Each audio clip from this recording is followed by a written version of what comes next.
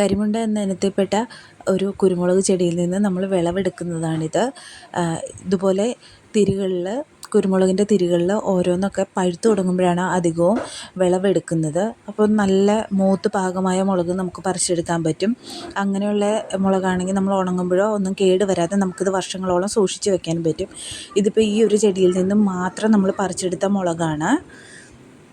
ഈ മുളകുകൾ, ഈ ചെടി എന്ന് പറഞ്ഞാൽ ഏകദേശം 1.5 വർഷത്തോളമായ ചെടിയാണ്. ഇതിലൊരു 3-4 ബഡ് നമ്മൾ ചെയ്തിട്ടുണ്ട്. ഇതിൽ നിന്ന് കമ്പുകൾ കട്ട് ചെയ്ത് നമ്മൾ ബഡ് ചെയ്യാനും യൂസ് ചെയ്യുന്നുണ്ട്. അതുപോലെ തന്നെ തിരി പിടിപ്പിച്ച് കുരുമുളകും നമ്മൾ പറിച്ചെടുക്കാറുണ്ട്. എല്ലാ സമയവും ഇതിൽ ഇലകൾ വരുന്ന ഓരോ ഇലകൾ വരുമ്പോഴും ഓരോ തിരി വെച്ചിട്ടാണ് വരുന്നത്. ഇതിൽ ശ്രദ്ധിച്ച് നോക്കിയാൽ നമുക്ക് കാണാൻ പറ്റും. ഓരോ ഇങ്ങനെ ഇല വരുമ്പോഴും അതിനൊരു തിരിയായിട്ട് ഉണ്ടാകുന്നുണ്ട്. അങ്ങനെ നിറയെ നമുക്ക് കുരുമുളക് കിട്ടും. ഇതിന് നമ്മൾ ചെയ്യുന്നതെന്ന് പറഞ്ഞു കഴിഞ്ഞാൽ നനയ്ക്കലാണെങ്കിൽ രാവിലെയും വൈകുന്നേരവും നമ്മൾ നനച്ച് കൊടുക്കുന്നുണ്ട് ഈ ചെടീന്. അതുപോലെ തന്നെ ഡയറക്റ്റ് സൺലൈറ്റിൽ വെക്കാതെ നമ്മൾ ചെറിയൊരു ഷെയ്ഡിൻ്റെ അടിയിലാണ് നമ്മൾ സൂക്ഷിച്ചിരിക്കുന്നത്. അത് കുറേ ചെടികളുള്ളത് കൊണ്ടും ഈ മുറ്റത്ത് നന്നായി വെയിലടിക്കുന്നതും ആയതുകൊണ്ടാണ് നമ്മളങ്ങനെ ഷെയ്ഡ് കെട്ടിരിക്കുന്നത്. ഒരുപാട് സൺലൈറ്റ് ഇങ്ങനെ ഡയറക്റ്റ് അടിക്കാതിരിക്കുന്നതാണ് നല്ലത്. ചെറിയൊരു ഷെയ്ഡുള്ളതാണ് എപ്പോഴും കുരുമുളകിന് നല്ലത്. അതുപോലെ നമ്മൾ തിപ്പലിയിലാണ് ബഡ് ചെയ്ത് വെച്ചേക്കുന്നത്. കണ്ടോ, അതിൻ്റെ റൂട്ട് നല്ല സ്ട്രോങ് ആയിട്ട് 1.5 വർഷമായപ്പോഴേക്കും വന്നിട്ടുണ്ട്. അപ്പോൾ കേടുകളൊക്കെ കുറയും. പിന്നെ ഇത് 2 ലെയർ ആയിട്ട് നമ്മൾ ചെയ്തേക്കുന്നതാണ്. താഴെ ഒരു ലെയറും ചെയ്തിട്ടുണ്ട്. അതുപോലെ തന്നെ ആ തിപ്പലീനെ കുറച്ചും കൂടി വലുതാക്കിയിട്ട് അതിൻ്റെ മുകൾ ഭാഗത്തായിട്ട് ആ സെയിം ഇനം തന്നെ ചെയ്തേക്കണം. രണ്ടും കരിമുണ്ട തന്നെയാണ് ഇതിലും ചെയ്തിരിക്കുന്നത്, 2 ലെയറായിട്ട്. അപ്പോൾ കുറച്ച് ഗ്യാപ്പൊക്കെ കിട്ടും, അതിന് വേണ്ടിയിട്ടാണ് ഇത്. അതിൽ നിന്ന് നമ്മൾ കമ്പുകളെടുത്ത് പുതിയ തൈകൾ നട്ട് വെച്ചിരിക്കുന്നതാണ്. ബഡ് ചെയ്തിട്ട് എല്ലാം ബഡ് പിടിച്ച് പുതിയ ഇലകൾ വന്നു തുടങ്ങിയിട്ടുണ്ട്. ഇലകൾ വരുന്ന ഒപ്പം തന്നെ ഇതിൽ തിരികളും വരുന്നുണ്ട്.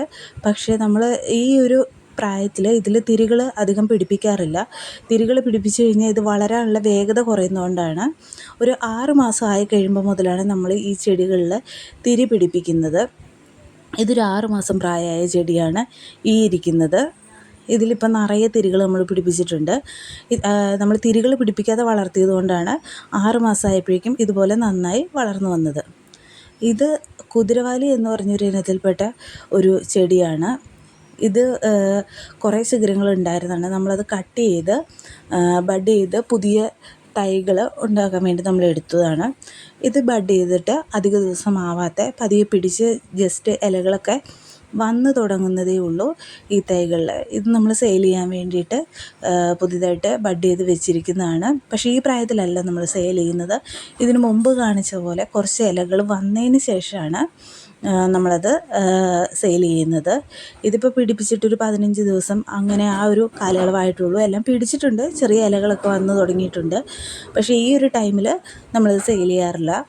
കുറച്ചുകൂടി ദിവസമായി ഒരു 2-3 മാസം എത്തിയ തൈകളാണ് നമ്മൾ കൊടുക്കുന്നത്. അതാകുമ്പോൾ കുറച്ചുകൂടി നന്നായിട്ട് ഇത് വളം വലിക്കാനും അതുപോലെ പിടിച്ചു എന്ന് നന്നായിട്ട് ഉറപ്പ്. ഇത് ഈ ടൈമിൽ തന്നെ ഇത് പിടിച്ചു എന്ന് നമുക്ക് മനസ്സിലാവും, കാരണം പുതിയ ഇലകൾ വന്നു തുടങ്ങി.